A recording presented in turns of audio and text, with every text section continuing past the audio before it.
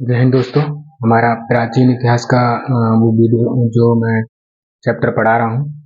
और प्राचीन इतिहास में मैंने जो सीरीज चलाई है कि जो भी पुराने स्थल मिले हैं, जैसे कालीबंगा है तुम्हारा, ठीक है, धौलावीरा है, तो लोथल है और रोपड़ है, इनके बारे में क्यों ना थोड़ी थोड़ी बातें बता दी जाए, क्योंकि जो मेन मेन पॉइंट हैं वो तो आपको याद होनी चाहिए। ठीक है, तो वही मैंने सीरीज चलाई है, तो उस सीरीज से चलिए आगे बढ़ते हैं। और आज मैं धौलावीरा धौलावीरा के बारे में पढ़ाऊंगा। ठीक है, मैं आपको रोपड़ के बारे में, कालीबंगा के बारे में और लोथल के बारे में पढ़ा चुका हूँ और वीडियो पड़ी हुई है। अगर आपने वो नहीं देखी है तो जाकर आप प्लेलिस्ट में जा सकते हो, देख सकते हो। ठीक है, तो चलिए आज स्टार्ट करते हैं।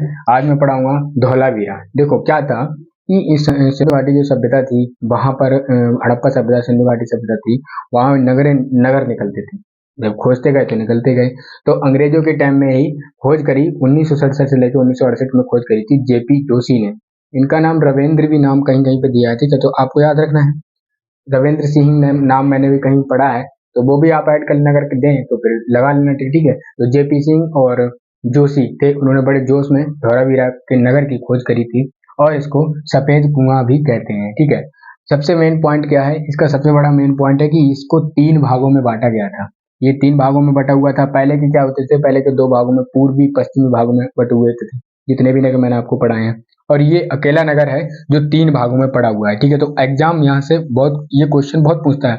एग्जाम पूछेगा कि ऐसा कौन सा नगर है जो 3 भागों में बटा हुआ था, तो आपको टिक लगाना है धौलावीरा। ठीक है, ये कैसे था? ये ऊपरी, जो एक किला, जो ऊपरी का था वो किला कहते थे, मध्य का तो मध्य कहते थे, निचले हिस्से को तो निचला कहते थे। ठीक है, तो इस तरीके से 3 ही बटा हुआ था। कहा जाता है कि जो किला होता था वहां पर राजा निवास करते थे, राजा के घरवाड़े वगैरह होते थे। और निचली में क्या होते थे कि जो प्रजा होती थी उसमें रहते थे। और जो जो मध्य में था उसमें जैसे श्रृंगार वगैरह होते हैं ना, तो उस स्थिति के मतलब कुछ परिणाम मिले कि श्रृंगार वगैरह जो भी होते थे वो यहाँ पर मध्य में किए जाते थे। ठीक है, इस तरीके से 3 भागों में, 3 क्षेत्रों में बटा हुआ कौन सा मिला? धौलावीरा मिला है। इसका स्थान की बात करें तो इसका स्थान गुजरात में मिला है। गुजरात में एक नदी बहती है, लूनी नदी।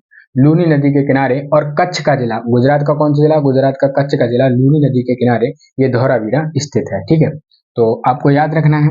इसमें कुछ साक्ष्य मिले हैं, जैसे सफेद कुआं मिला है यहाँ, यह एक टीले पर पुराना कुआं भी मिला है, इसलिए इसको कुआं कहा जाता है, सफेद कुआं जो कहा जाता है। ठीक है, और सबसे बड़ी बात, यहाँ पर स्टेडियम मिले हैं खेलने के लिए, बच्चे वगैरह खेलते होंगे तो खेलने का वो स्टेडियम मिला है। और एकमात्र जो धौलावीरा नगर है जिसमें अभिलेख भी प्राप्त हुए हैं। ठीक है, और यहाँ पर नेवली की पत्थर की मूर्ति भी हमको देखने को मिली है। ठीक है, और यहाँ पर एक बड़ा सा जलाशय, मतलब कहा जाता है कि बहुत बड़ा एक इन्होंने जलाशय बनाया होगा इसमें पानी वगैरह रोकने के लिए, तो एक बड़ा सा जलाशय भी यहाँ पर धौलावीरा में मिला है। ठीक है, तो आशा करता हूँ कि हमारी वीडियो जितनी भी मैं आपको पढ़ा रहा हूँ वो पसंद आ रही है। तो इसी तरीके से बने रहिए। और आज हमारा ये चैप्टर धौलावीरा वाला खत्म हुआ। मैं आगे नेक्स्ट वीडियो में जो होगा आपको वो पढ़ाऊंगा। ठीक है, तो आज के लिए इतना ही। जय हिंद, जय भारत।